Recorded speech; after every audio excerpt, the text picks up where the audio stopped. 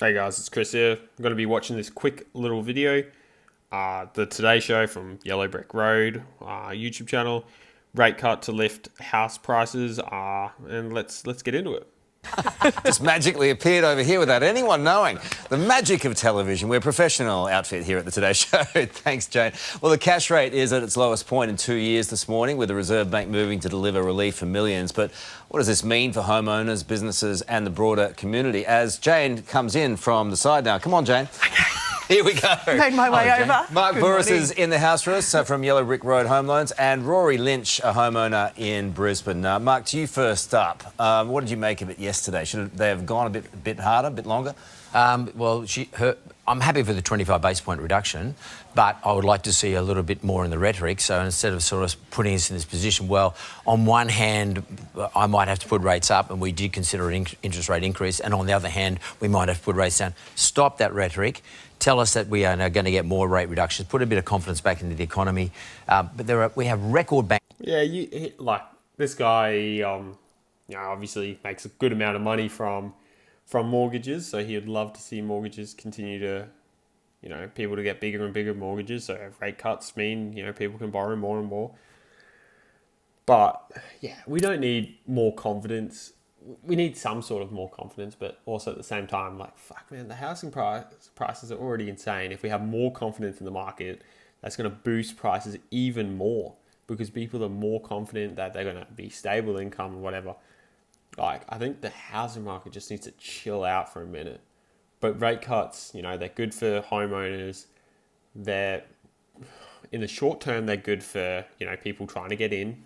They can maybe borrow, an extra $100,000 or $50,000. So it's good in that sense. Bankruptcies at the moment in terms of businesses, small business owners. And, give us some confidence back, please. Rory, let's bring you in now. With this rate cut, it must be welcome relief for your mortgage. How do your repayments change?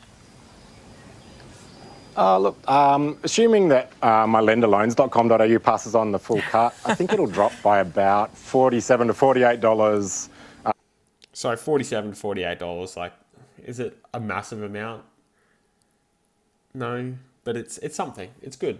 It's good. Helps people out, Per fortnight, again, assuming it's passed on in full.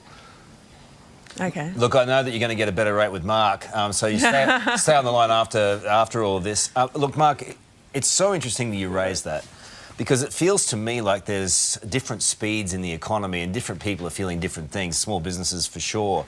There are others who are really struggling. What does this do to the housing market, given there are so many trying to get into it? What's going to happen this weekend?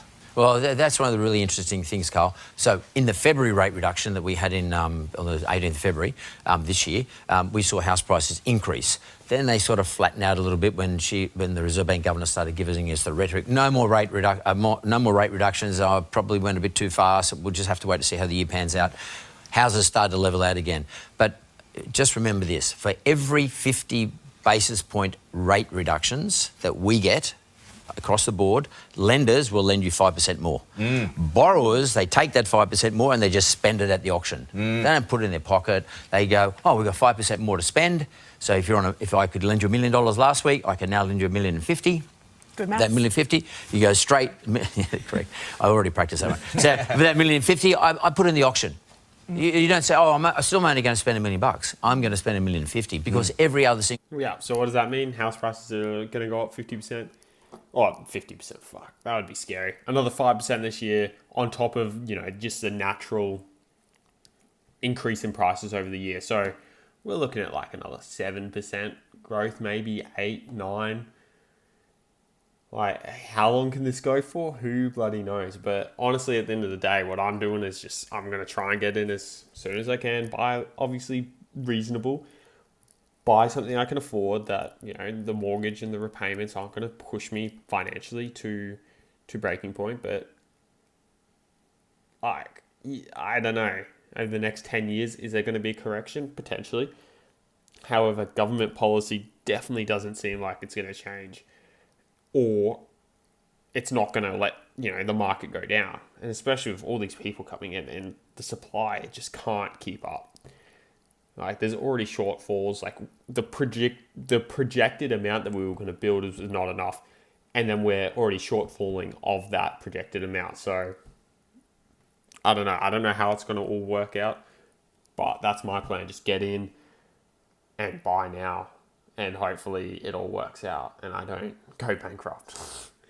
Nah, you touch wood, don't go bankrupt. I don't know what to say to that one.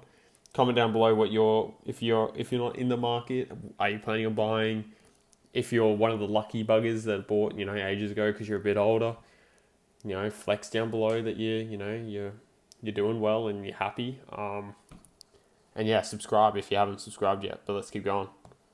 The person in the room got the same approval, and every other single person in the room wants to So be it drives you. up prices. Just push the prices up. And it's harder for first home buyers to get it. So no solution. Yeah. Rory, what are you going to do with the savings? Buy an investment property. Look, I mean, the previous rate cut, I pretty much didn't actually change my repayment, just to sort of nibble down at the principal and the interest a little bit. But this time, I probably will need to pocket some of it to cover rising body corporates and increased groceries, etc. So is it going to make much of a difference to your day-to-day?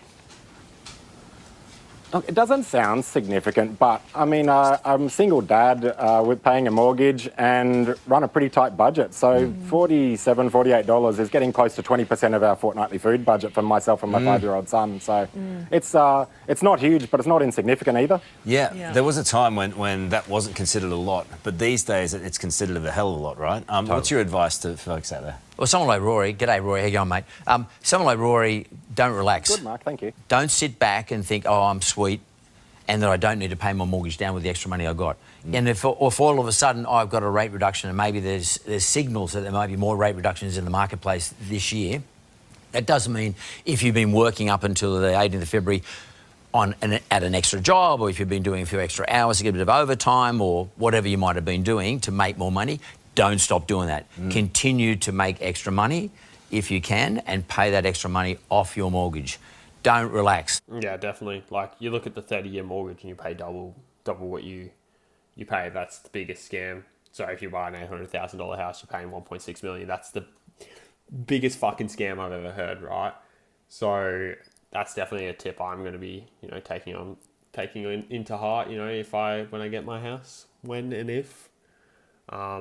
Yeah, honestly, paying it off in 10 years would be awesome, but you're looking at paying like double the mortgage repayment, right? And at that point, you're not really living. So, pay it off in 20 years or 15 years. That would be nice. Obviously a bit more of a struggle, but you're running a tight ship on that on paying it off in 10, 15 years. And that would be the best result, because you just save yourself so much money. But each to their own, Some people would just rather pay it off over 30 years, which I mean it's not wrong, because at least at the end of the day, your wage should go up, so the mortgage repayment should eventually go down in relation to your total income. However, other things go up in price, like food. As we all know, food prices are expensive, and they do go up every time you go to the shops. So it's a tough one, but yeah, I would say, yeah, I'm definitely going to be paying off mine as quickly as I can, within reason. I still want to have like a holiday here and there. And yeah, I take that advice on working a second job pretty serious. If you're not working a second job or working more than 40 hours a week, you definitely should be, or you can be. So why not?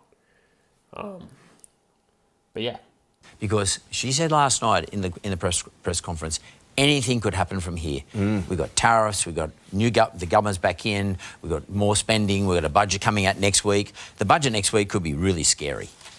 All right, that's an ominous warning from you. Thank you so much for being with us. I wish it was a much nicer way to end the interview, but thanks for that, Mark. No worries. Your Thank you piercing too, Rory. gaze. Over to you, Dickie. Thank you very much. oh yeah, well, that's it for that one. If you guys enjoyed, again, make sure to like, comment, and subscribe.